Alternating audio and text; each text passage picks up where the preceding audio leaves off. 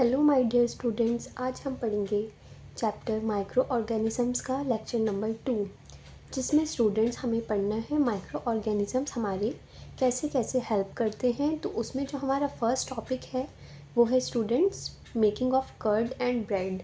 हम with the help of microorganisms कैसे curd, दही और ब्रेड को बनाते हैं, वही हमें इस टॉपिक में पढ़ना है। सो स्टूडेंट्स, जो दही होती है उसके अंदर माइक्रो ऑर्गेनिजम्स होते हैं। कौन से?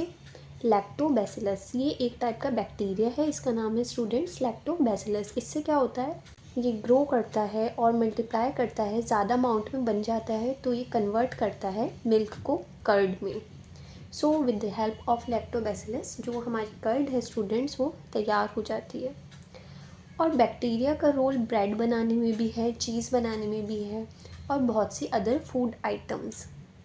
And with the help of curd, because curd के अंदर बैक्टीरिया है लैक्टोबैसिलस, आप बहुत सी चीज़ें बनाते हैं जैसे कि इडली, भटूरा, उन सब में कर्ड का यूज़ होता है। इनडायरेक्टली हमारे माइक्रो ऑर्गेनिज्म जो है लैक्टोबैसिलस, उसका यूज़ होता है।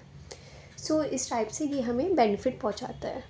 And in the last line ये बताया स्टूडेंट्स, जो बैक्टीरिया और ईस्ट है वो राइस इडली की फर्मेंटेशन और डोसा बनाने का जो बैटर होता है उसमें भी यूज़ होता है। तो आप देख सकते हैं कैसे हमारी डेली फूड आइटम जो हमें चाहिए होती हैं उसमें हमारी हेल्प करता है। नाउ स्टूडेंट्स, अब हम पढ़ते हैं जो ब्रेड्स वगैरह होती हैं और केक्स या पेस्ट्रीज़ होती हैं वो इतनी स्पॉन्जी या फिर फ्लफ़ी कैसे बन जाती हैं।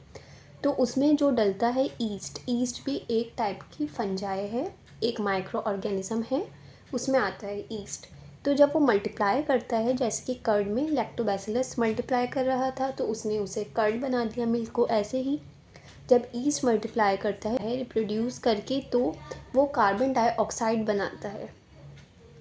तो क्या होता है स्टूडेंट्स, बबल्स के अंदर गैस फिल हो जाती है कार्बन डाइऑक्साइड, जिसकी कि उसकी वॉल्यूम बढ़ जाती है। मीन्स वो फूला फूला हुआ दिखता है जैसे कि केक्स एंड पेस्ट्रीज़ में। तो वो क्यों होता है students? Because of presence of carbon dioxide. और वो आई कहाँ से है? ईस्ट की वजह से, क्योंकि जब ईस्ट ने रिप्रोड्यूस किया, ईस्ट मल्टीप्लाई हुआ तो कार्बन डाइऑक्साइड बनी और वो गैस हमारी बबल्स में फिल हो गई और उसने वॉल्यूम इंक्रीज़ कर दी। तो इसका रोल बेकिंग इंडस्ट्री में है, making of breads, pastries and cakes. Now student, other use is commercial use of micro organisms. Commercial मतलब बच्चों लार्ज स्केल पे, ज़्यादा अमाउंट में। तो माइक्रो ऑर्गेनिजम्स को ज़्यादा अमाउंट में कहाँ पे यूज़ करते हैं? Production of alcohol, wine, acetic acid, जिसे हम विनेगर कहते हैं, सिरका। तो ये सब बनाने में हमें लार्ज अमाउंट में माइक्रो ऑर्गेनिज्म का यूज़ होता है। और कौन से? स्पेशली ईस्ट का यूज़ करके हम कमर्शियल प्रोडक्शन में ज़्यादा अमाउंट में क्या बनाते हैं स्टूडेंट्स? अल्कोहल और वाइन। तो हमें उन्हें ज़्यादा अमाउंट में ग्रो करना पड़ेगा। तो for this purpose east is grown on natural sugars present in grains like barley, wheat, rice, crash food juices etcetera. तो स्टूडेंट्स, हम ईस्ट को कहाँ पे ग्रो कराते हैं? नेचुरल शुगर्स पर, ग्रेन्स पर, जैसे कि बार्ली हुआ, व्हीट हुआ, राइस हुआ, और फ्रूट जूसेस, उसके अंदर हम ईस्ट को ग्रो कराते हैं। और जब वो ज़्यादा अमाउंट में ग्रो कर जाता है तो उसकी हेल्प से हम कमर्शियली अल्कोहल एंड वाइन वगैरह प्रोड्यूस करते हैं। सो स्टूडेंट्स, यहाँ पे एक डेफिनेशन आती है कि फर्मेंटेशन किसे कहते हैं। फर्मेंटेशन का मतलब होता है बच्चों, जो शुगर है वो ट्रांसफॉर्म हो रही है अल्कोहल में, इसे ही हम फर्मेंटेशन कहते हैं। हमने पढ़ा है जो ईस्ट है वो शुगर में ग्रो करती है, जब वो शुगर के अंदर अपनी अमाउंट बढ़ाती है, मल्टीप्लाई करती है, तो वो शुगर को कन्वर्ट कर देती है इनटू अल्कोहल। यही प्रोसेस है fermentation. Just like in curd making, जहाँ पे हमने पढ़ा था मिल्क के अंदर लैक्टोबैसिलस मल्टीप्लाई करता है और मिल्क को कर्ड में कन्वर्ट करता है। ऐसे ही स्टूडेंट्स, यहाँ पे शुगर को अल्कोहल में कन्वर्ट करता है ईस्ट। तो इस प्रोसेस का नाम है फर्मेंटेशन, और ये डिस्कवर्ड किया था लुइस पैस्चर ने 1857 में। नाउ अब हम एक other and most important role पढ़ेंगे माइक्रो ऑर्गेनिजम्स का, जो है स्टूडेंट मेडिसिनल यूज़, दवाइयों में। सो स्टूडेंट्स, जब भी आप बीमार पड़ते हैं डॉक्टर हमें क्या देता है? Antibiotic in most cases.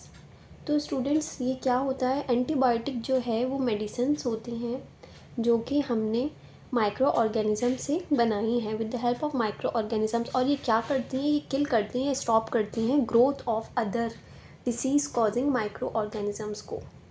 Means हमें कोई डिसीज़ हुई है बिकॉज हमारी बॉडी के अंदर कोई पैथोजन चला गया है। पैथोजन का मतलब है कोई भी ऐसी चीज़ या कोई माइक्रो ऑर्गेनिजम्स, बैक्टीरिया वगैरह जो हमें बीमारी कर रहा है।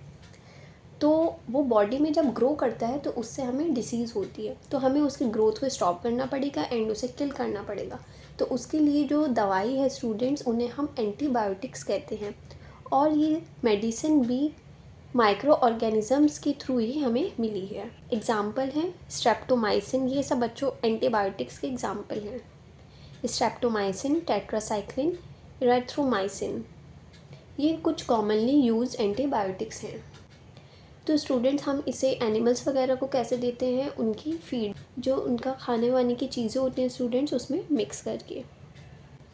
And with the help of these antibiotics बहुत से प्लांट डिसीज़ भी हम कंट्रोल कर पाते हैं। तो स्टूडेंट्स अब हम पढ़ते हैं वैक्सीन के बारे में। ये भी बहुत इंपॉर्टेंट रोल है माइक्रो ऑर्गेनिजम्स का। तो स्टूडेंट्स इसे समझने के लिए पहले मैं एक बॉडी का प्रोसेस बताती हूँ जो कि सबके बॉडीज़ में होता है। जब भी कोई बाहर से माइक्रोब या कोई पैथोजन, कोई भी ऐसी चीज़ हमारी बॉडी में जाती है जिससे कि हमें कोई भी डिसीज़ हो सकता है, तो क्या होता है स्टूडेंट्स, जो हमारी बॉडी है उसके रिस्पॉन्स में एंटीबॉडीज़ बनाती है उससे फाइट करने के लिए। Number first is making of antibody. And other function जो होता है वो क्या होता है स्टूडेंट्स, हमारी बॉडी के पास एक मेमोरी होती है, वो याद कर लेती है कौन सा माइक्रो ऑर्गेनिज्म आया था जिसने उसे इन्फेक्ट किया है। देन क्या होता है, अगर फिर वही माइक्रो ऑर्गेनिजम्स सेकेंड टाइम हमारी बॉडी में कभी दोबारा से आ जाता है और हमें डिसीज़ कॉज करने का ट्राई करता है, तो क्या होता है स्टूडेंट्स, हमारी बॉडी उसे पहचानती है और क्योंकि फ़र्स्ट एनकाउंटर के टाइप पे जो एंटीबॉडीज़ बनी थी वो हमारी बॉडी में रहती हैं, ज़्यादा एफिशिएंसी के साथ हमारी बॉडी उससे लड़ पाती है क्योंकि उसे याद होता है अच्छा ये माइक्रोब पहले भी आया हुआ था और इसके अगेंस्ट में थोड़ी एंटीबॉडी ऑलरेडी हमारी बॉडी में रहती है, सो हम उससे अच्छे से फाइट कर पाते हैं। इसी प्रिंसिपल पे बेस्ड स्टूडेंट्स वैक्सीन्स होती हैं। वैक्सीन्स में क्या होता है, जो डॉक्टर्स हैं वो बहुत ही वीक माइक्रोब या फिर डेड माइक्रोब को हमारी बॉडी में इंजेक्ट करते हैं। उसके रिस्पॉन्स में क्या होता है स्टूडेंट्स, हमें कोई बीमारी तो नहीं होती है क्योंकि जो हमने माइक्रोब बॉडी में डाला है विद इंजेक्शन वो किल हुआ था या फिर बहुत ही वीक था।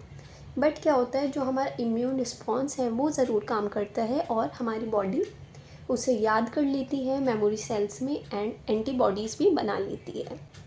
इसका फ़ायदा क्या है स्टूडेंट्स, जब कभी वही माइक्रोब जो कि हमने वैक्सीन के फॉर्म में लिया है वही अगर लिविंग होके हमारी बॉडी में दोबारा से आता है डिसीज़ कॉज करने के लिए, तो हमारी बॉडी को पता रहेगा कि ये वाला माइक्रोब पहले आ चुका है और हमारी बॉडी में कुछ एंटीबॉडीज़ भी होंगी उससे फाइट करने के लिए।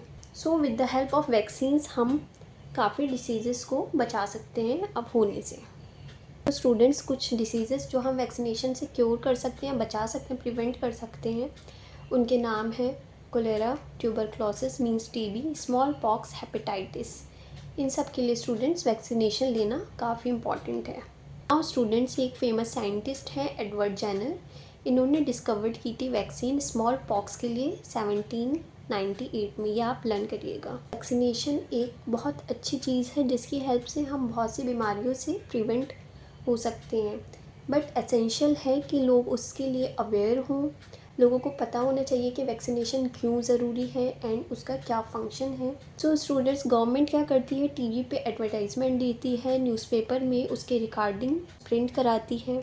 तो इस टाइप से गवर्नमेंट ने बहुत से प्रोग्राम चलाए जैसे कि पल्स पोलियो प्रोग्राम, जिसमें घर घर जाकर बच्चों को पोलियो की ड्रॉप्स दी जाती थी, वो भी स्टूडेंट्स वैक्सीन ही थी। ज़रूरी नहीं है आपको इंजेक्शन के थ्रू ही वैक्सीन दी जाए, पोलियो ड्रॉप्स भी आपका जो है वैक्सीन का एग्जाम्पल है। वर्ल्ड वाइड कैंपेन चला अगेंस्ट स्मॉल पॉक्स, जो कि अब फाइनली इरेडिकेट हो चुका है most part of the world से, मीन्स अब वो नहीं होता किसी को भी क्योंकि वर्ल्ड वाइड लोगों को वैक्सीन दे दिया गया है। सो स्टूडेंट्स हमारी और एनिमल्स की हेल्प करने के लिए ऐसी ही बहुत सी वैक्सीन्स को लार्ज स्केल पे बनाया जाता है with the help of micro organisms. Students next use of micro organisms is increasing soil fertility. हम माइक्रो ऑर्गेनिज़म की मदद से अपनी सॉइल की फर्टिलिटी को कैसे बढ़ा सकते हैं। तो इसमें स्टूडेंट्स हमें पढ़ना है पहले बायोलॉजिकल नाइट्रोजन फिक्सर्स। ये क्या होते हैं? ऐसे बैक्टीरिया जो एटमॉस्फेयर में नाइट्रोजन को फिक्स करते हैं, और जब नाइट्रोजन फिक्स हो जाता है उससे हमारी सॉइल की फर्टिलिटी बढ़ जाती है। ऐसे ही बैक्टीरिया को, जैसे हमने पढ़ा था राइजोपस, इन्हें कहते हैं biological nitrogen fixers. Now students, next use is cleaning the environment. जो माइक्रो ऑर्गेनिज़म्स हैं वो एक मेजर रोल प्ले करते हैं हमारे एनवायरनमेंट को साफ़ रखने में। इसमें स्टूडेंट्स हमें वही पढ़ना है जो हम पीछे पढ़ चुके हैं, कैसे वो ऑर्गेनिक वेस्ट को डिकम्पोज करके मैन्योर बना देते हैं। हमारे आसपास आपको बहुत सी ऑर्गेनिक वेस्ट दिखते होंगे, जैसे कि कुछ रॉटन लीव्स वगैरह, या फिर फ्रूट्स एंड वेजिटेबल पील्स, उनके छिलके, या फिर एनिमल वेस्ट। कुछ टाइम के बाद अगर आप नोटिस करेंगे तो वो आपको नज़र नहीं आएंगे, बिकॉज़ क्या होता है, जो माइक्रो ऑर्गेनिज़म्स हैं उन पर ग्रो करते हैं और उन्हें ब्रोक डाउन कर देते हैं सिंपलर सब्सटेंसेस में, छोटे छोटे सिंपल सब्सटेंसेस में। फिर उन सब्सटेंसेस को हम मैन्योर बोलते हैं, और उसे प्लांट्स या एनिमल्स फिर से यूज़ कर पाते हैं, एब्जॉर्ब कर पाते हैं, और वो हमारे सॉइल की फर्टिलिटी को भी बढ़ाते हैं और एनवायरनमेंट को भी क्लीन करते हैं। सो स्टूडेंट्स, इस पैराग्राफ में यही लिखा हुआ है, आप इसे एक बार रीड कर सकते हैं। नाउ स्टूडेंट्स, आज के लेक्चर में हम यहीं तक पढ़ेंगे। आज हमने माइक्रो ऑर्गेनिजम्स के बहुत से यूजेस पढ़ लिए, कैसे हम उसकी हेल्प से कर्ड, अल्कोहल वगैरह बनाते हैं।